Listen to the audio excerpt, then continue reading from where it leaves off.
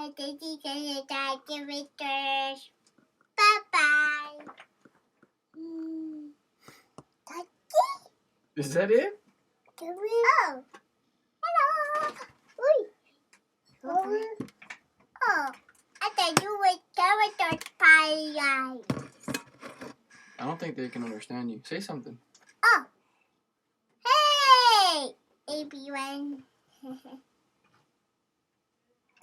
I don't know her names. What are those characters people are? Hey, what are their names? They're called weirdos. Weirdos? Yeah. Ah! Weirdos! Oh my. Don't say weirdos never again because I don't like weirdos. Ah. Yeah, caricature. If you're a caricature artist, you're a weirdo. No, I don't. You want to be a caricature artist? Mm-hmm. Then you're gonna be a weirdo. Ah! That's a funny word to say. Why? Because you say funny words. Well, I hope you enjoyed that little intro. That was our son. He's 4, and then we have another little girl. She's 1, who you saw on the bottom of the video. But this caricature is of Ruth Wilson. Didn't know who she was, but I was able to look up some stuff on the internet and on YouTube. So I've got, I had about 4 pictures on my screen, and then I was watching like this interview. I watched 2 different interviews. I had them on repeat, and as I was sketching, so that's what I was looking at. So as I was looking at her pictures and stuff, I was trying to figure out what are some of the main features that she has that kind of stand out. The main feature that I chose was the mouth. So I mean, of course, she has these high arched eyebrows, and then she has these cat-like eyes. And then they're blue, so that's different. And then she has this real pale face. But the first feature that I kind of recognized when I looked at her pictures and video was her mouth. Even when she talked, her mouth kind of really stood out. Not so much her teeth. It was just that mouth, that top lip kind of action going. She has this real thin lips, and they're kind of wide, kind of like a duck, in a way. But so once I figured that out, those features, as I was doing the sketching, my mind process was, I was thinking about, I was trying to figure out what head shape she is, or what overall shape she had. And so some of the pictures showed her with this like wide face, like square-like face, especially the profile pictures that I had. And the way I find profile pictures, by the way, is I type in the celebrity's name on Google, and then I write profile, face profile or side view, things like that, and then I just kind of try to find like a profile picture of them. And the reason I do that is so that way I can get different angles. You know, in videos, even when you're watching videos, you really don't get like a side view. You might get a quarter view, a front view, but you don't get any profile action. So I try to find a few profiles, even though I'm not going to be drawing them as a profile. So anyways, back to what I was saying. I was trying to find the overall shape, and I found that some pictures showed her with this long face, and some other pictures showed her with this square face, kind of square, wide, kind of in a sense. And I just went with the long face because as I was watching the video, it just seemed like she had a long face, even in the a lot of her pictures, like the still pictures, her front view, a lot of them they show like a long face, especially with her forehead and things like that, and her nose is kind of long a little bit. So she has this long face. That's what I went with. I went with that. If you look in the beginning of the video, I was sketching, like I did this overall oval shape for the overall shape of her head. I was doing these small little ovals that were kind of long. That's what I was kind of trying to do. And then after that, I just kind of fit in all the features. So I went with the oval shape, and then all the other features you see are just a combination of different viewpoints. For example, her nose, it's a profile nose. You could probably say that this caricature is kind of like a quarter view, but you have a profile side view nose. You have a profile side view eyebrow, and then you can only really see one eye. So it only kind of looks profile-ish. And then you have the forehead, which kind of looks like a front view. And then you have the chin, remember the jaw area. So a little bit, it's a combination of different features from different viewpoints um, from the pictures that I was looking at.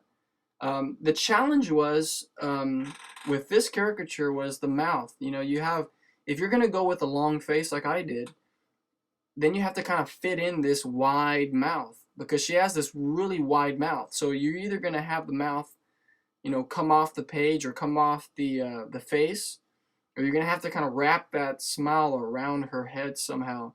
Um, there's a lot of artists that have done some really awesome stuff on the caricature page, very creative stuff. So there's tons of ways you can do it, but that's, I would say, is probably the main challenge. You know, try to fit that wide mouth, that real thin lip and long wide mouth onto that, you know, narrow, long oval shaped head. So that was the main thing as I was trying to sketch. I was trying to figure how to do that. But this one was a lot of fun.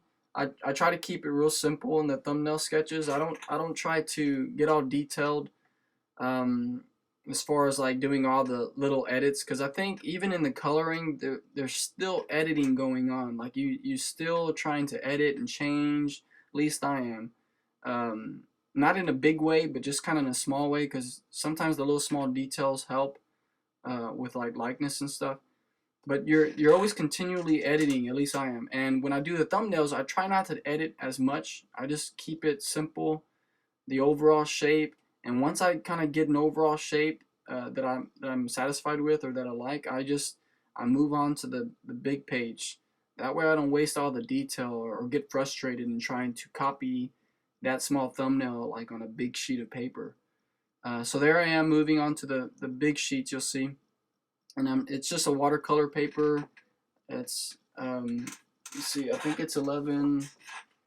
No, this is 11 by like 12 or something. It's not 14, but it's 11 by 12. And I used watercolor, and I just start off with the pencil, and I do all the shading also on these sketches. Like when I'm sketching it onto the big sheet, I still add all the shadows and all the shading with the pencil. Excuse me. And when I do that, sometimes when I'm watercoloring, I will leave the pencil in there, especially if I'm painting like someone that's real dark skinned. But 80% of the time, or most of the time, I actually erase all the pencil. And so you might say, well, why do you do all the pencil then? Why are you sketching and doing all the shadows if you're going to erase it? Well, I do it because it kind of allows me to kind of remember where I'm going to be placing all the shadows, and it also kind of motivates me. So when I start doing all the watercoloring, I'm more motivated. I'm kind of excited to go into doing all the colors. It's just kind of like a pre kind of thing that I do. So no real reason or the reason why I shade, but I just do it, and then I just erase it. So, but right before I erase it, I do like this real light watercolor wash. It's just a real light layer. Sometimes I use purple, but the majority of the time I use like a pink, because most people's skin has a pink in there, so I'm not worried about putting a color that I would regret later. So I use like pink. So you're gonna see that now in just a little bit. Um, I went with a blue background, um, simply because her eyes were blue. And if I were to add like an orange or a pink, or a green or an orange, I mean, that'd be fine. But I thought that if I used blue in the background, it would really make her eyes, like the color of her eyes, stand out a little bit more. And then I added like this middle color. It's kind of weird. I added this middle color, like a yellow. When I looked at her face, she had a little bit of yellow and a lot of blue in her face. But I just was trying to figure out another color I can incorporate in the background, and I thought yellow would fit better. I was thinking about orange, but it was just kind of too close to the flesh color, because she has these real light color orange freckles also on her skin. So I went with yellow. I guess I could have gone with green. It might have been nicer, but I went with yellow. You won't be able to see that, and that's the reason I'm mentioning it now, because I guess I just forgot to push record. Um, but you're gonna see me towards the end use a bunch of blue tape, masking blue tape, and I do that to kind of create like a barrier. So when I splatter the yellow, it kind of has this cool looking effect on it, and then I just take off the tape at the end. Um, but anyways, what you see me doing is I'm adding the watercoloring. Um, I'm having a lot of fun using watercolor now. Um, so I'm trying to learn a lot more on how to use it, different techniques, and I bought some new brushes at the art supply last week, and so I got rid of the other ones that I bought from Hobby Lobby. So I got some new ones. Nothing special. They were like $6 for like 4 or 5 different brushes. I like buying packages of them, the cheap ones. I'm not so much.